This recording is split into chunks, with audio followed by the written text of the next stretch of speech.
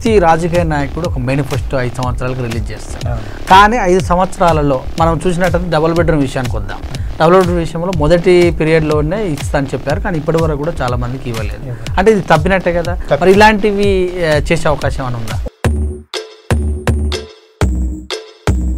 ఇంకొకటి మెయిన్ సమస్య, ఒక మంత్రి కానీ ముఖ్యమంత్రి కానీ వెళ్తుంటారు రోడ్ అంటే ఒక సాయంత్రం శమనం అనుకోండి, 7 గంటలకు వెళ్ళాలన్నటువంటి వ్యక్తి మరి అక్కడ ఉన్నటువంటి సెక్యూరిటీ ఆపేసి తను ఎక్కడో ఒక 6 కిలోమీటర్లు ఉన్నటువంటి ఆ మంత్రి కోసం ఆ ముఖ్యమంత్రి కోసం ఆపి ఒక వ్యక్తికి ఉన్నటువంటి హక్కులను హరిస్తున్నారు కదా. మరి ఇలాంటివి ఏమైనా వెళ్ళొచ్చా?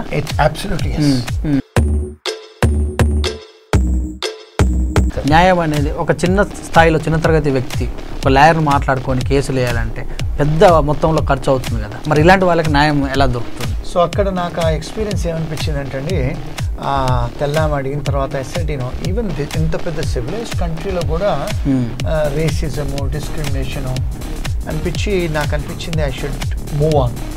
అక్కడి ఐ షుడ్ మూవ్ ఆన్. ఇప్పుడు ఖమ్మంలో ఎప్పుడు మీ బాగుంది 1966 అని ఖమ్మంలో పోయిన తర్వాత మళ్ళీ I was raised in Karimnagar. Karimnagar shift అయ్యారు అక్కడ నుంచి. నాన్నగారు కరీంనగర్, అమ్మొకటి ఖమ్మం. ఓకే. సో నాన్నగారు ఈ వాజ్ సీనియర్ అడ్వకేట్, 50 ఏళ్ళు ప్రాక్టీస్ చేసి చనిపోయారు. సో ఈ was Bharat association president, Indian red cross president. మీకు వచ్చిందంట అంటే ఇక నాన్నది కొద్ది తీసుకున్నాను. ఈ was my hero first of all. ఆయన హీరో. బయట దేశాలకు వెళ్ళాల్సిన అవసరం? అది గుడ్ క్వశ్చన్ మీరు అడిగింది. యాక్చువల్గా నేను హైదరాబాద్ నిజాం కాలేజ్ చదువుకున్న తర్వాత పూనా పోయినా సింబియాసిస్. పూనా యూనివర్సిటీలో గోల్డ్ మెడలిస్ట్ లాలో నేను. ఓకే. ఎంబీఏ కూడా చేసిన మార్కెటింగ్ సింబియాసిస్లో. మళ్ళీ మాస్టర్స్ ఇన్ జర్నలిజం చేసిన ఎంసీజే ఉంది, సింబియాసిస్ ఇన్స్టిట్యూట్ ఆఫ్ జర్నలిజం నుంచి.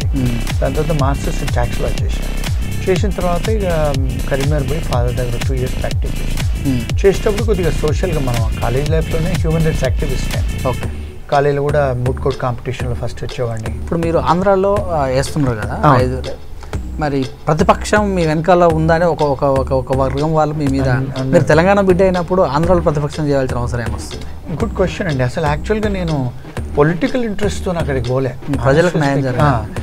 అయితే ఏమైందంటే నా యూట్యూబ్ వీడియోలు చూసి చాలామంది లాయర్లు కాంటాక్ట్ చేశారు మొత్తం ఆంధ్ర నుంచి తెలంగాణ నుంచి ఒక 100-200 మంది అడ్వకేట్లు. ఓకే. చూసి సార్ మీ వీడియోలు బాగున్నాయి, ఇన్ఫర్మేటివ్ ఉన్నాయి, ఇట్లా అంటే ఉమెన్కు చిల్డ్రన్ ఆడపిల్లలకి ఆడవాళ్ళకు ఉల్లంఘనలు అవుతున్నాయి, అదే మానవ హక్కులు ఉల్లంఘనలు అవుతున్నాయి అంటే దాని మీద ఒక వీడియో చేశాను నేను. ఓకే. అంటే ఇది ఇంటర్నేషనల్ కింద కూడా హ్యూమన్ రైట్స్ కింద కూడా కండెమ్ చేసి ఇది ఇంటర్నేషనల్ కోర్ట్స్ కూడా పోవచ్చు, మళ్ళీ హ్యూమన్ రైట్స్ వయలేషన్స్ అయితేనే ఉమెన్ రైట్ వయలేషన్స్ అని ఒక వీడియో తీసిన. ఓకే. అది వైరల్ అయింది. దాని తర్వాత మళ్ళీ చాలామంది కాంటాక్ట్ చేశారు, కోస్ట్లో వాళ్ళు రైతులు కాంటాక్ట్ చేసిన తర్వాత మళ్ళీ విశాఖపట్నం మూవ్ చేస్తున్నాడు రాజధాని అంటే విశాఖపట్నం క్వాలిఫైడ్ కాదు యాక్చువల్గా.